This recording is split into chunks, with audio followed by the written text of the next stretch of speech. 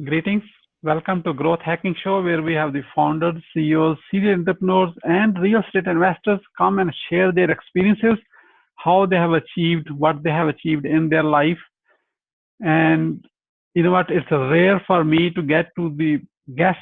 You have no idea what it really takes to get to the guests, especially who have done millions and millions of dollars and started from a very humble beginning. And not only they're teaching it now, they're actually doing it now. They are a practitioner. Most of the people, they're just teachers.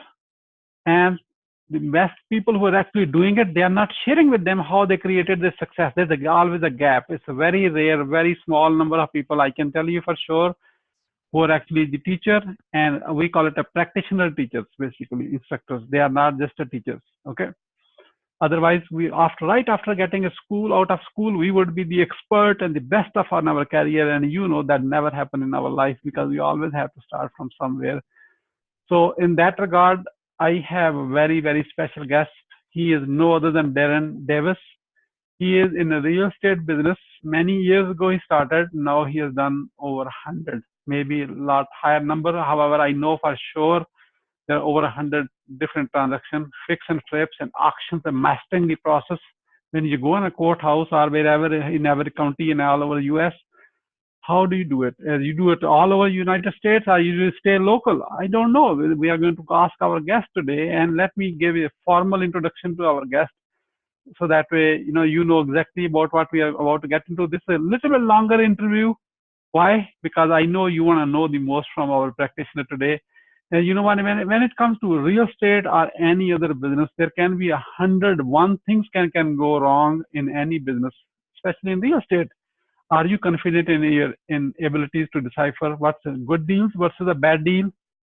So you are profitable and not laughable. I love that part, by the way. Using the simple systems Darren has developed, Darren has analyzed thousands of properties, purchased hundreds of houses, making millions of dollars for net profit for himself. Net profit, okay, not a revenue, and for his investors. Today, Darren is going to share with us the most 5 critical costs which he always include in order to make the deals profitable purchase. Over the last 8 years, Darren has spent countless hours developing systems that create a massive income. He now takes his message across US, all over United States as a national instructor. I would call it a national practitioner instructor to thousands of real estate investors, students. Please join us to give a warm welcome where he is about to unveil his secrets, which are only few are actually employing it to get themselves out of the rat race.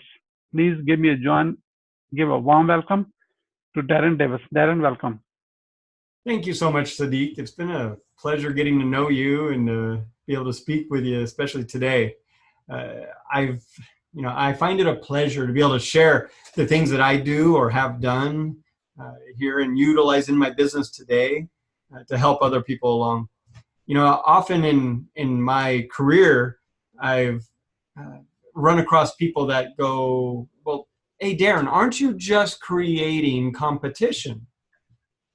And you know what? I always tell them, it's like, there is so much out there. There's so much real estate out there that you really couldn't create so much competition that it would hurt me in any form or fashion.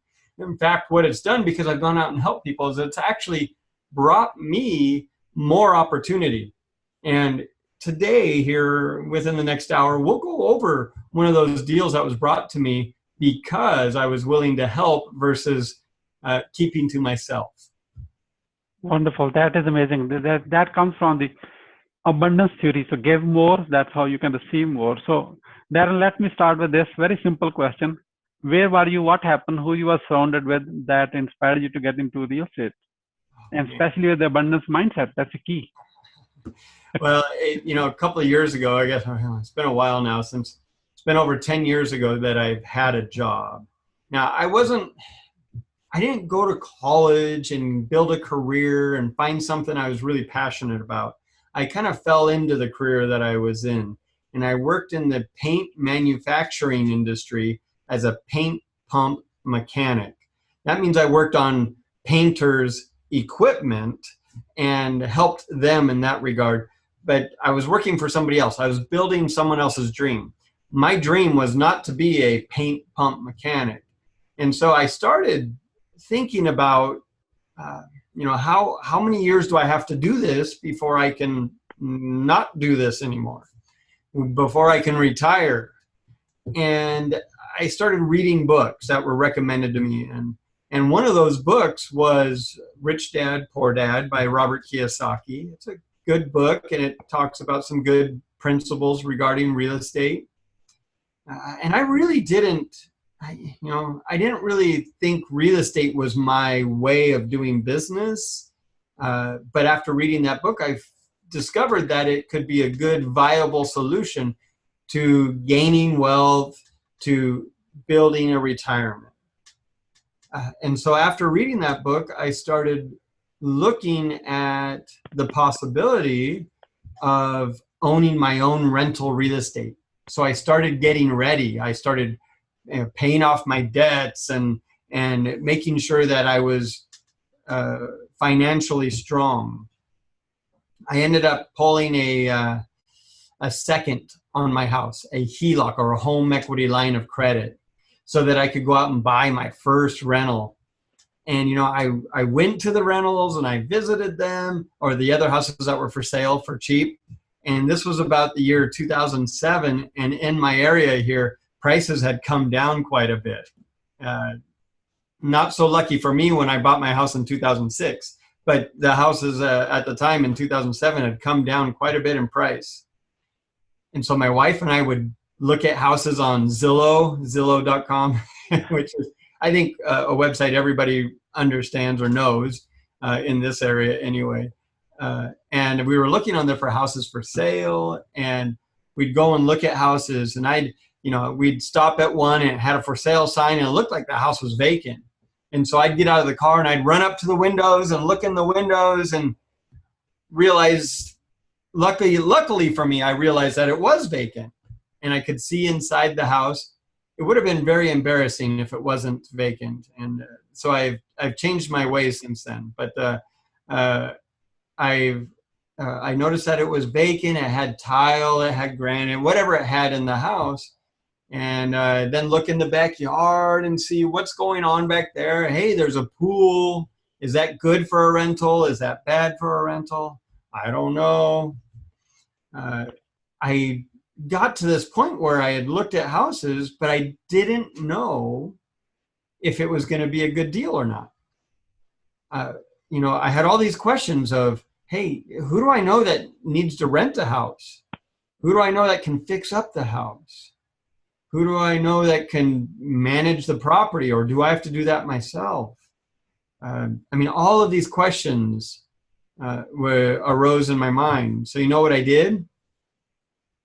I didn't do anything because I was confused, right, Siddique? I see you laughing over there, but you're laughing at my pain. But I was confused and it was hard. And so I just went back to work. I figured, there's lots of other people here at work. I'll just stay here. I'm with the masses. I'll just keep going to work.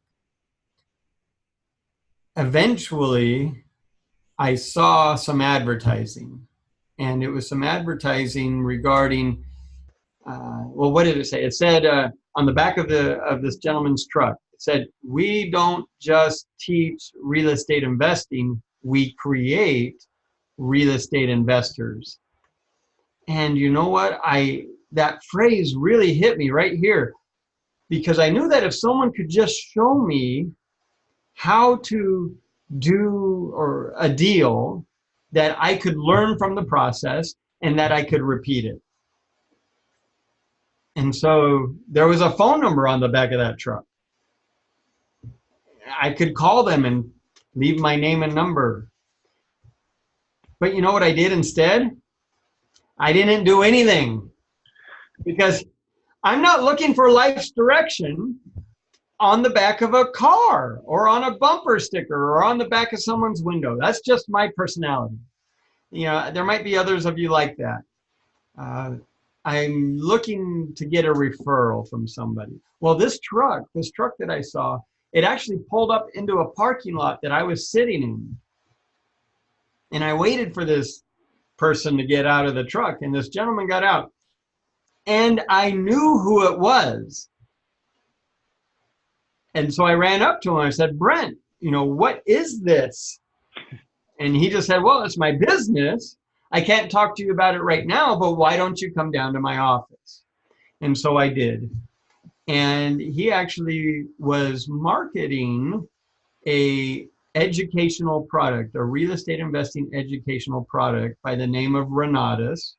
I learned how to invest in real estate from them, and now I get to teach for them. I don't know. They asked me to teach for them. It's not automatically I get to teach for them now, but they asked if I would share some of my knowledge that I've gained over the years with other students.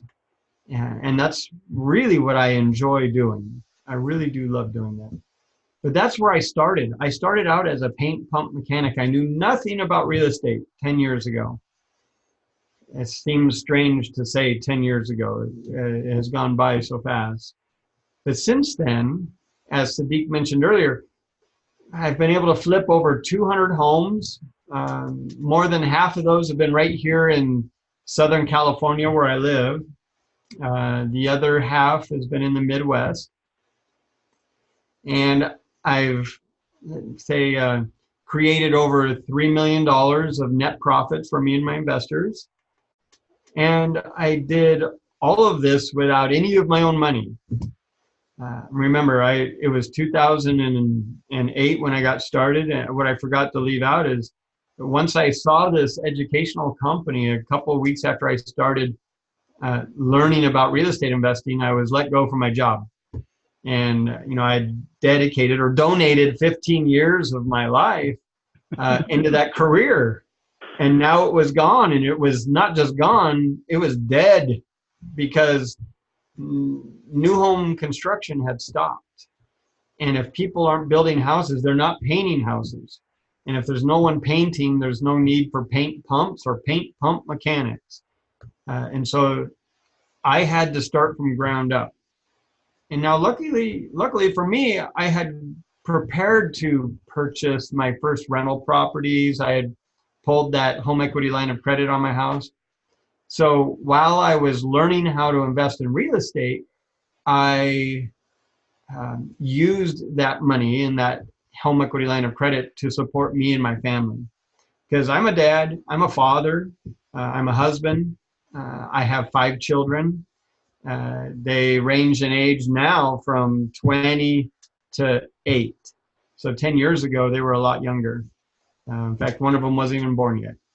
But it was very, let's say, a stressful time in my life. And I was so grateful for the options of doing something different. Options, doing something different. So thank you so much for this amazing story. Darren, so let's go to current time right now, 10 years later, where we are right now. So you've done hundreds of 100, 200 properties and generated, you mentioned, I'm just recapping the numbers, $3 million profits for yourself and combined for your investors. And I'm sure there are so many lessons what not to do in that whole thing. Yeah, every property comes with a lesson. It really does. I bought my first house that had a cracked slab. And I bought the house without knowing it had a cracked slab, of course, because we were buying it at auction, and many times you don't get to see inside that house. Yeah. I bought my first, that was house number 100. So I had already done 100 deals before I bought my first house with a cracked slab. I didn't lose money on that house. We still made $15,000, but we were expecting to make 25. Yeah. So, we took a little bit of a hit. Yeah, loss in a profit. So in your bio, Darren, you mentioned there are 5 critical cost mistakes that do it. I read every word and tried to understand every word. So let's start with what are those 5 critical mistakes or costly, which we ignore mostly real estate investors and then end up losing in profits most of the time. Oh yeah. And that's what happens. We all watch these television shows of people that go out and they buy a house and they design it and they fix it up and then they run the numbers in the end. Everything's always perfect in the end. And they take, hey, how much should I pay for the house? How much should I put in repairs? How much did I sell it for? Yeah. Wonderful. I made a lot of profit. Yeah. They're only talking about 2 costs. Yeah. I've been able to, let's say, categorize all of my costs into 5 categories. And the first one's always going to be, hey, what does it cost to get into the property? What is the acquisition cost? So it may be just the price of the house, or it may be the price of the house plus maybe there's a, let's say you have to pay a commission to somebody who brought it to you. Or if you bought it at the auction, in my case, I was paying someone at the auction to be there and bid on my behalf. And so there was some costs there. And so there was not just the cost of the property. So your acquisition cost is cost number 1. Your second cost is the repair cost. Yeah, what's it going to be? To repair the house, to get it to a level that it's going to justify your sales price, right? Third cost is your selling cost.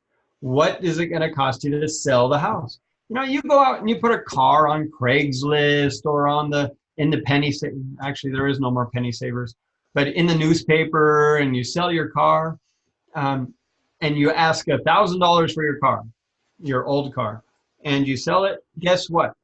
That person gives you $1,000. You give them the keys of the car. No problem, right? Maybe there's some taxes somewhere that you may end up paying. But there's no cost to selling that car. When you sell a house, it's a lot different because that's a big money item. And if you use real estate agents, they get paid a commission. You're going to run the money through escrow. They get paid for doing what they do. You may use a transactional coordinator that's going to help the paperwork go through smoothly, because here in California, that packet of paper you have to sign is no less than a couple inches thick. And so there's a lot of organization that needs to take place. So those are costs to selling your house. You got to know what those are. The last, or not the last cost, but the fourth cost is your doing business cost. Because if you don't calculate what it costs you to do business, how long are you going to stay in business?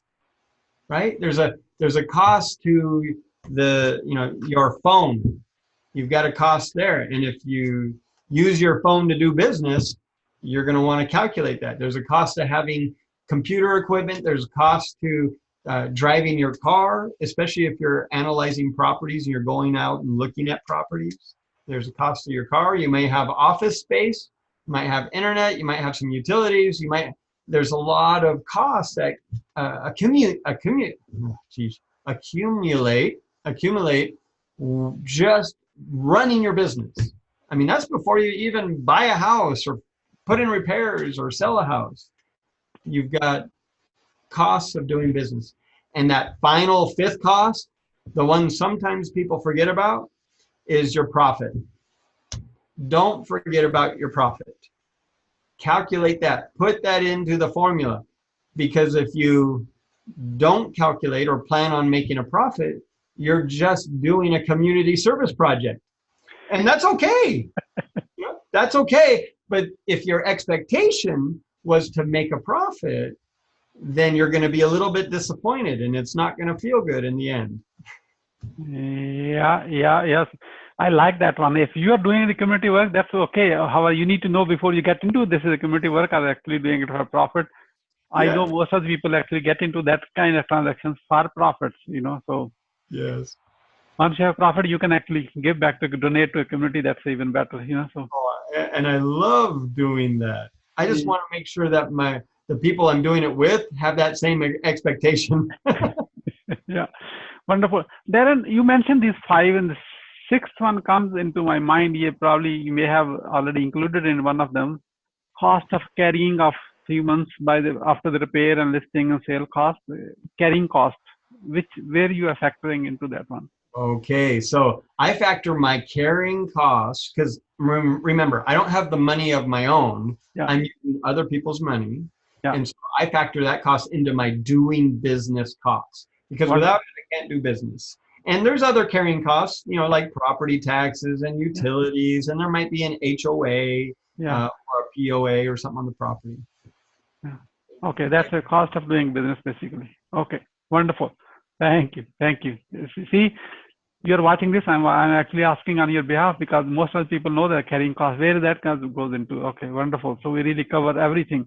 Darren, after doing 200 transactions, generating billions of dollar net profit, I'm sure there are so many lessons which you can share what not to do in a business, especially in real estate.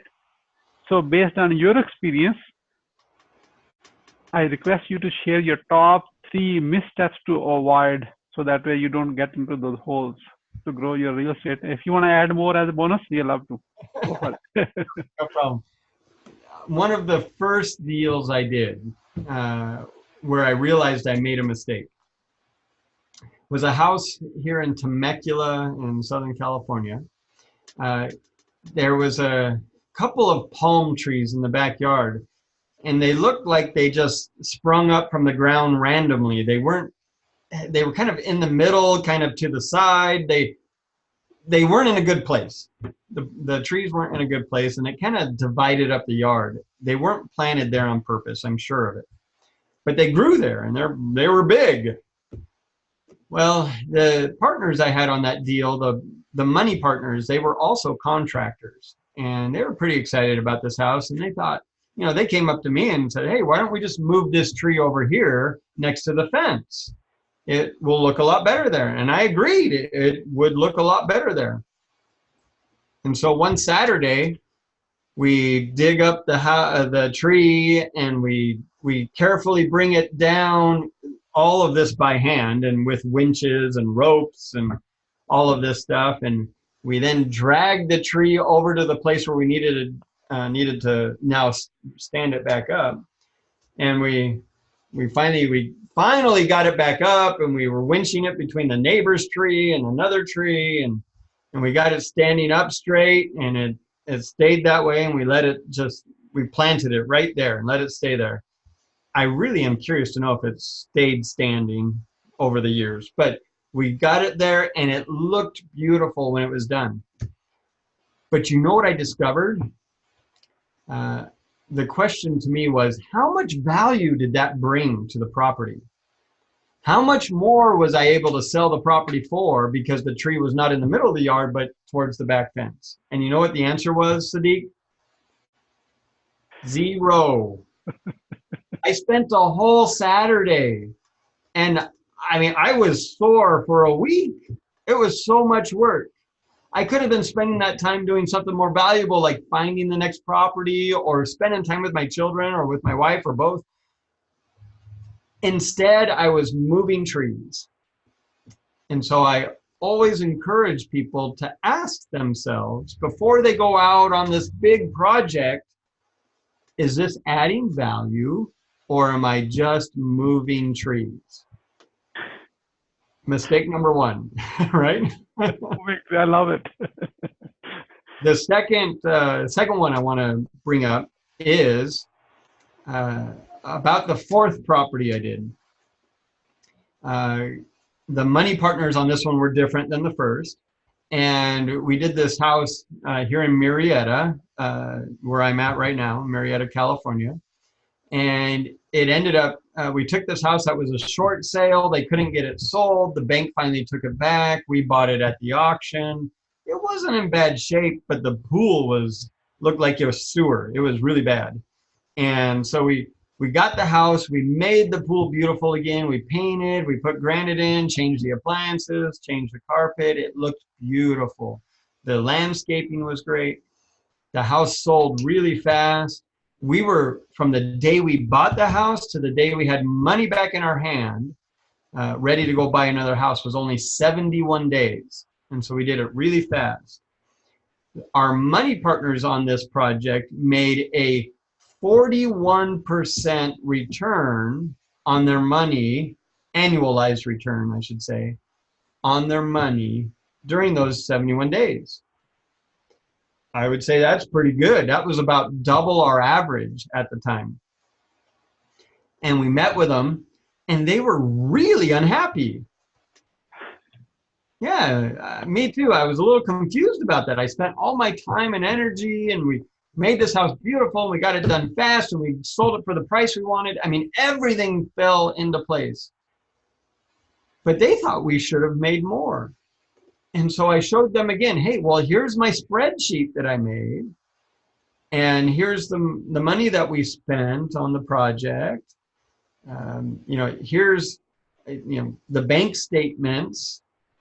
But if you think about it, it took me a little while. If you think about it, let's say, Siddique, you bring to me $250,000 and we're going to go buy and flip a house. But you bring me the money. I analyze the properties that are coming for auction. I go to the auction. I spend the money on a property that, I decided was a good property. We go to the property, and then I decide what kind of repairs we're going to put in the property, what price we're going to sell the house at, all of those things, who I'm going to hire to do the property. And then in the end, I tell you, well, this is our cost, and then this is how much you get paid. Do you see a problem here? All of the liabilities on my shoulders. I've involved nobody else. Yeah. And so don't do business by yourself. Involve professionals. So shortly thereafter, we actually hired a bookkeeper, a third-party bookkeeper, not an employee of mine. Third-party bookkeeper. She had a lot of experience working for Fortune 500, Fortune 50 companies, but she was now out on her own. And again, this was 2008, and she was looking for clients. And so, 2009 at the time. And we were privileged enough to become one of her clients. Once we had her do all of our books and keep all of our receipts and all of our paperwork in an orderly fashion, all of those questions about, hey, shouldn't we have made more on the property? Those all stopped. And so involve professionals. Also, don't cheap out. Don't go cheap when you're setting up your company, when you set up your corporation, when you set up your partnership. Use appropriate legal structure.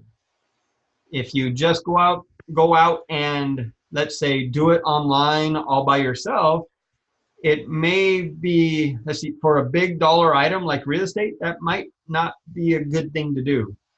I know people that have got themselves into quite a bit of trouble not involving professionals in doing things by themselves. Okay.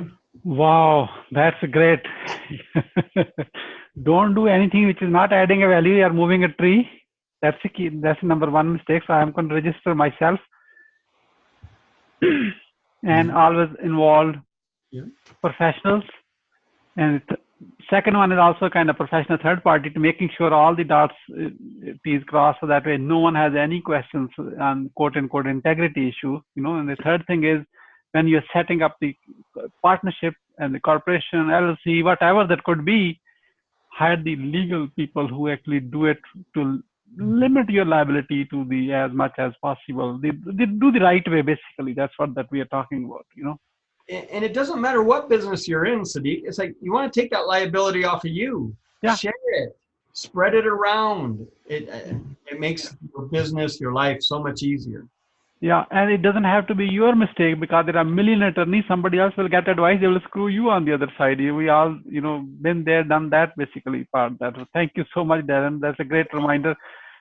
So, Darren, let's switch the side of the table now. So what are your top 3 success secrets to grow your real estate business? Because mistakes are enough now. So let's get this green side, And so, besides just what I was talking about, now involving professionals and setting your company up legally and doing things that only provide value, among those other things that I have learned is to always be coachable, always be teachable. We were talking about this just a few minutes ago, Siddique, before we got on to the webinar, but always be teachable. Because if you only know one way to make money, let's say in real estate or in business or whatever that looks like, if you only know one way and that's the only thing you care about, and you're not willing to look to the left or to the right, it's going to be very difficult for you. I always think of it in my mind, it's a reed that blows in the wind. If that reed was stiff and the wind came, it just snaps it off at the bottom and it's done. It doesn't grow anymore. But if you're flexible with the market, with what comes your way, meaning you're teachable, you're coachable, you're going to stay in business a lot longer, a lot longer. The other thing I'd like to share with you is to be okay with involving others in your business. So, for example, I could go out and I can flip a house and make $20,000, and I might be able to do 3 or 4 of those a year if I just do it myself. But if I involve somebody else, and maybe it even takes half my profit, if I involve somebody else, I may be able to do 22 to maybe even 50, which I've done in the past, 50 flips in a year, because I involved other people. So that's another thing, or that goes along with having that abundance mindset. Be okay with spreading around some of the profit and doing more. It's okay. And so it doesn't have to be the Darren Davis show, right? It doesn't have to be just Darren Davis doing everything. That's no fun. I mean, not too many people can go out and have a really good time alone. Most people involve other people they like and other people they love to go out and have a good time with. Do the same thing in your business and do something you're passionate about. I mean, I don't care what that is, just as long as it's legal, ethical, and doesn't hurt anybody else, or doesn't hurt anybody, not including yourself, doesn't hurt anybody, then do what you're passionate about, for sure. Wonderful. Wonderful. David, great wisdom again. Give us one more bonus because I'm just being greedy now. So. Oh, yeah. Oh, man. The other thing that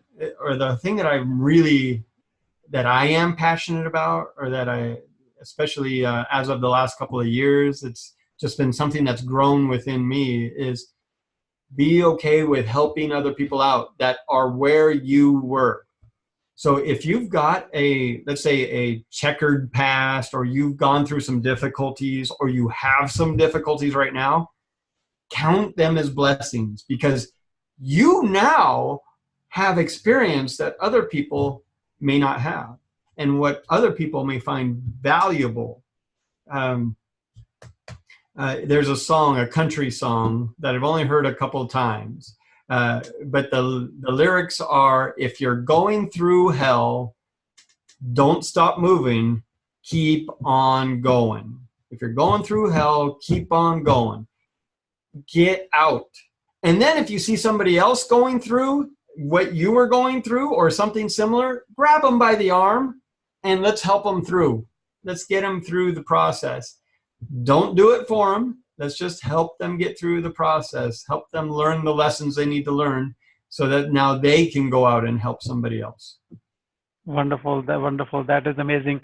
Darren, I'm sure you have done 200, or maybe for you, buying a home, analyzing a deal is like no big deal, just another thing. Now what we call it, you can do it in your sleep, because you've done it so many times. I've dreamt about it a couple times. Would you be kind enough to share at least one deal and how you analyze and everything, so we can, it's like a seeing is believing.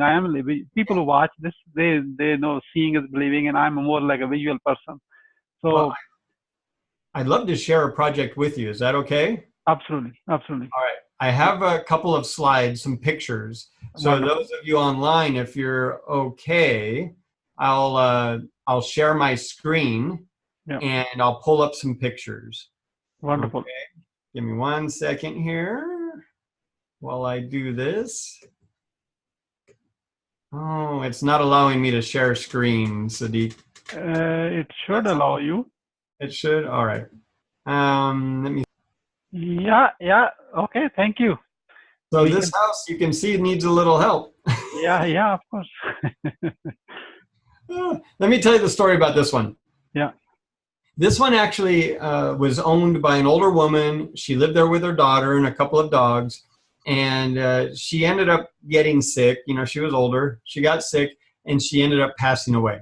Not in the house, but in a facility, in a hospital.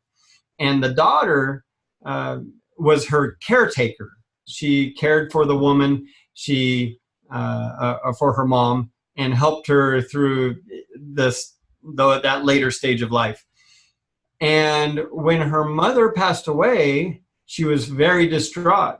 And 2 days later, she actually lost her job because she wasn't functioning very well, as you can imagine. So she had this problem now of, I don't have a job, I don't have income, but I have this house I have to take care of. I have utilities, I have, the house is in disrepair, I've got to feed myself, I've got dogs I've got to feed, all of that stuff. And it was very stressful for her. She knew a friend of mine named Matt, and she knew him from a club meeting that she would go to. And she asked Matt for help because Matt was doing, he's doing real estate. And Matt said, hey, yeah, I haven't done one like this. Is it okay if I bring my friend Darren along? And this is where I come along. And we went in and talked to her and took a look at her house. So this is what it looked like inside. You can see there's holes in the carpet. Yeah. It's kind of cluttered. It's not very new. It's pretty original in its state. Not a pretty property by any means. And the question that Sandra, who owned the house, or who was left in the house, the question she had was, do I just use this friend of mine who's a real estate agent and have them come in and sell my house for me and bring people through the house and everything else, and hopefully it'll get in, hopefully someone will buy it even though it smells kind of bad because the dogs use the toilet in the house and everything else. Will someone buy it, and then will they go through escrow, and then will it sell? And that was the question she had. Do I want to do that, or do I just want to sell it to an investor? And this was what we showed her. We're like, Sandra, look, they're telling you that you could sell your house for about $255,000. That's great, but there are some costs that you may not be aware of, right? Well, you don't owe any money on the house, so you don't have to pay a bank anything. But you are going to have to do some repairs. There's a leak in the tub upstairs that's causing damage to the ceiling downstairs. A bank is not going to finance your property if that's not fixed. The carpet needs to be fixed. The doors need to be fixed, and some of the windows need to be fixed. There was about $17,000 worth of repairs that needed to be done just so that the house would be financeable. She doesn't have that money, of course. Then you're going to pay some commissions to the selling agent and to the buyer's agent. And then you've got some selling costs, just escrow fees and concessions that you might make to the buyers and things like that. You have a little bit of holding costs while you go through this process. That's going to be property taxes and utilities and things. And so really you're only going to net about $214,000. And so we offered her, hey, look, we'll take it off your hands. You won't have to show it to anybody. We'll pay cash. There will be no financing. And we'll do it when you're ready for us to do it. We'll buy the house when you're ready for us to buy the house. So we give you the option of flexibility. And so we offered her $210,000. She countered with $215,000. We settled on $212,500, which is about what she was going to get anyway. Make sense? Yeah. So everything's good. So we bought the house and we fixed it up. We painted it. We put in new lawn. We trimmed the trees. We did the carpet, the paint. We painted the cabinets, changed the appliances, put in flooring and countertops. Not too bad. Looks like a nice house. Yeah. Yeah. Got rid of the smell in there. Cleaned up the backyard. We spent a little bit in repairs. Just to show you really quick, we purchased a house for $212,500. We put in repair costs of almost $30,000, so $28,200. Selling costs, we had to pay an agent. We had that kind of stuff of $12,000. Our business costs included our cost of funds. And so we paid about $15,000 in costs of funds for money that we borrowed. Plus we paid for the accountant to do the accounting and then the tax preparer to do the taxes on the company. And then we sold the house for $310,000 because it was fixed up nicely and everybody wanted it. We made a profit of just over $40,000. And that was split between me and my partner on this house. Because Matt brought me the deal and we split it up. Is that a good profit? How many of those would you have to do before it changes your life? And this was just one. And this was a 4-month process. 4 months from start to finish. How many people do you know that may need help? Because that's all Sandra was someone that had a problem. And do you think she was happy when we bought her house from her? She was elated. And she saw it after it was fixed up, and she was so impressed with what we were able to do with, quote unquote, her mom's house. It turned out beautifully. We could probably stop there, Siddique. Yeah. And then let me get back here. I also put together just a couple of slides of people you may want to know, like team members. Yeah. So we can do that if we want, but let me. Yeah, let's go for it. This is great. So you mentioned, can I ask a follow-up question on this deal? Yeah, absolutely. You mentioned that Matt brought you the deal and you kind of separated the profit with him, which is great. So he just brought the deal, or he also put money and repairs and something beyond bringing a deal, like introducer? So Matt brought the deal. It kind of came to him, but he brought it to me, and then he also found the funding. Okay. So the funding. Yeah. Okay. Very good. Very good. Now, it's really helpful to have team members on your side because, again, you don't want to do this by yourself, right? Yeah, absolutely. So what the follow-up question is, like you have a Matt in this case, and they probably repair people and all that, like other things. What is the dream team for a real estate, the fix and flip business, basically? What's the dream team? Who are those people? By the title thing, so then I know how many I have to find. Yes. And so I have so many people, they come up to me and go, hey, I know a really good contractor. So I'm like ready to go. Yeah. Okay. Like, okay. Repairs is one aspect. It's just one aspect of doing business, especially in flipping real estate. Yeah. And so here I put together a list of people that I have 2 pages here. People that I encourage other people to put on their team if they're going to do fix and flip real estate. Yeah. And so you've got everybody that's going to help you with your repair. So if you're listening into this, it's a painter, floor contractor, landscaper, granite guy, drywall guy, the tile cleaner, screen repair guy, garage door repair, window washer, window repair guy, handyman, plumber, roofer, HVAC. Oh my God. And that's half of them. Okay. It's okay. We can read the second page. Here's the other half of them. Electrician, brokers, agents, title company, attorney, tax professional, accountant, notary public, bank employees, hardware store employee, maid service, transaction coordinator, general contractor, pest control guy, termite guy, smell good guy, food guy. Yeah. Smell good guy here. Okay. The smell good guy, he actually comes in and puts some a product in our house with a little fan that makes the house smell good. And so we've actually sold some of our houses solely because our house smelled better than somebody else's.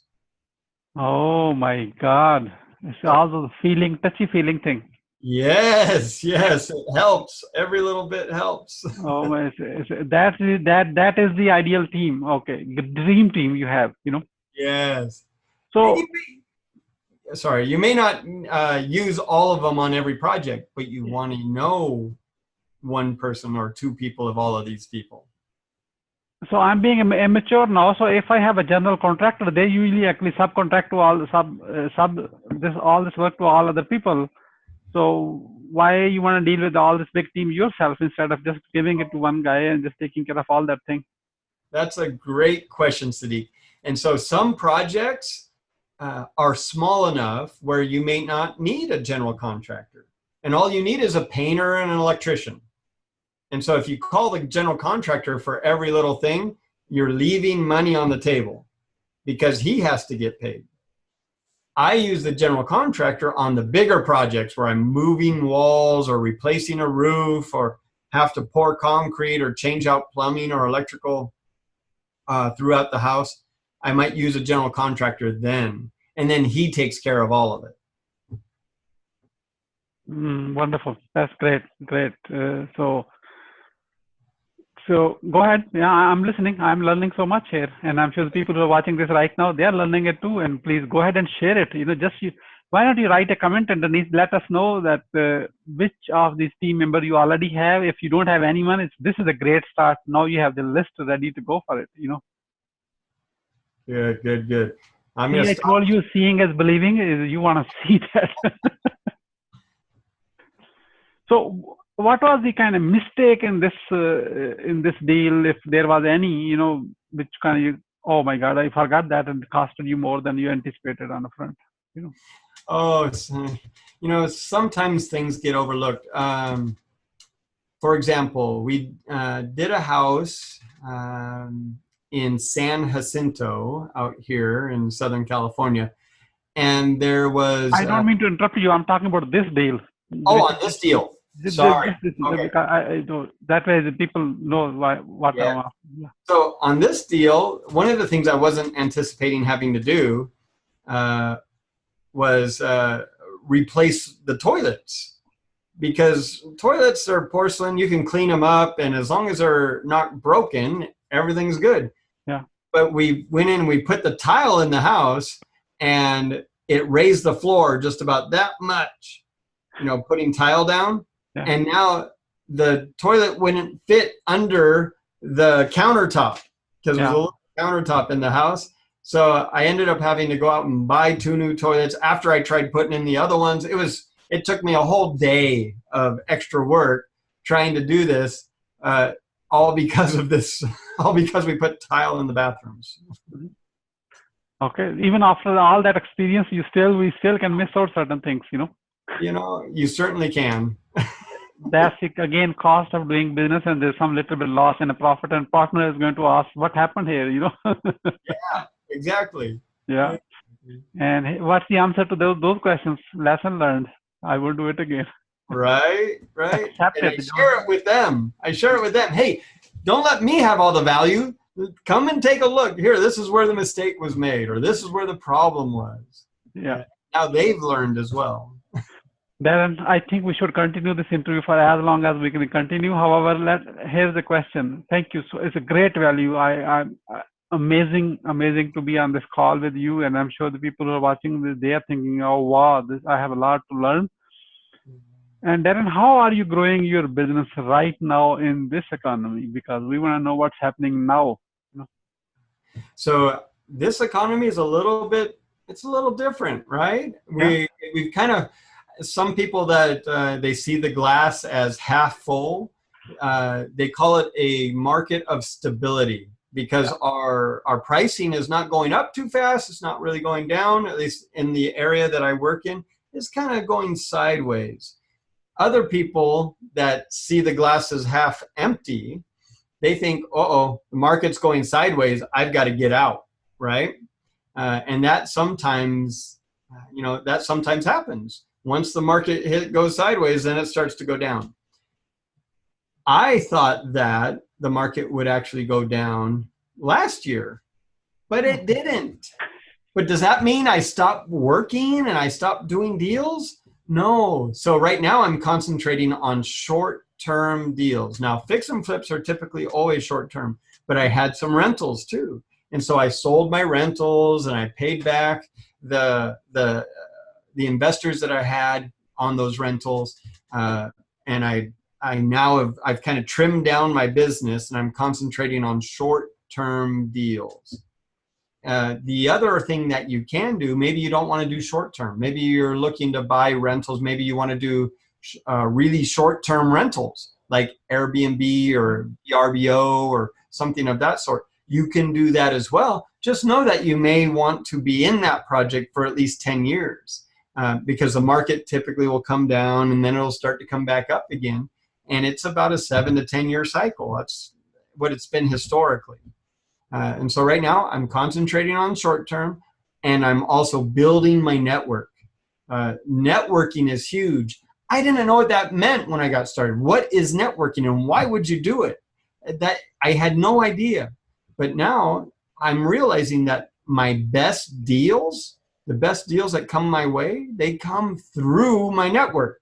They don't come at the auction. They don't come from Craigslist or the MLS or from an agent or a broker or any professional. They're coming through my network. They're coming through friends that know friends that have a real estate problem. That's all we are, is personal problem solvers, people problem solvers, property problem solvers. Wonderful. So what is your pitch to telling someone, hey, I buy houses, ugly houses on cash, whatever. What is your pitch? What elevator pitch? So I tell people that I may not be able to offer the most for their house because I can't pay retail and still make a profit. I may not be the best option if you are looking to make the most money. What I can give you is I will be the fastest and I will be the easiest. And if that's what you are more interested in, then I think we can work together. Wonderful, wonderful, wonderful. So Darren, the people who are watching this right now, the Growth Hacking Show community, people, how they can support you? If you're in the area, you can always come by my office if you'd like. I actually hold a weekly meeting at my office in which people can come in and take a look at the process that I used in order to get on the path of becoming a real estate investor. We'll share with you the education company that I teach for and that I have used over the past, in the past. You can also connect with me on Facebook.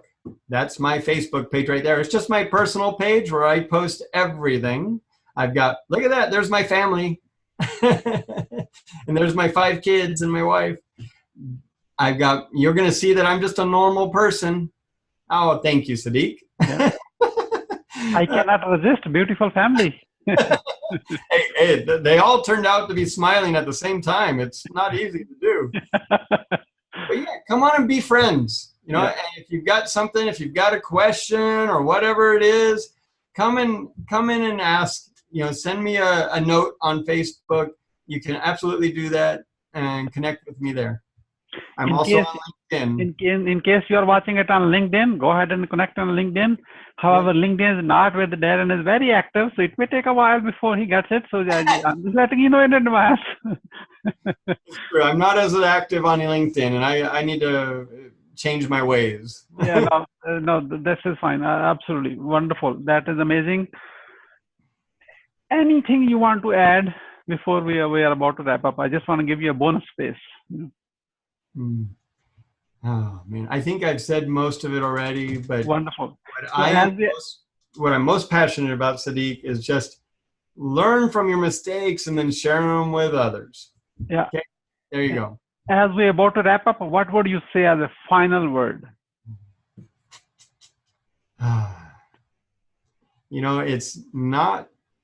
It's not what you say to people that really matters. It's really how you make them feel. And so be authentic, be who you are. And if you're different from everybody else, just be okay with that. And realize that the people that know you and know that, hey, this is the way you are, this is the way Darren Davis is, those that connect to you are going to have a strong connection. Be authentic. Be who you are. Don't be fake. Today's word is be authentic. So thank you so much, Darren Davis, for sharing your wisdom with us today on the behalf of Growth Hacking Show community and our entire team. We really appreciate you. This is Mohammed Siddique signing off from Atlanta, Georgia. Wishing you good luck, good sales. I do hope our path cross again with another amazing guest. Until then, all best wishes.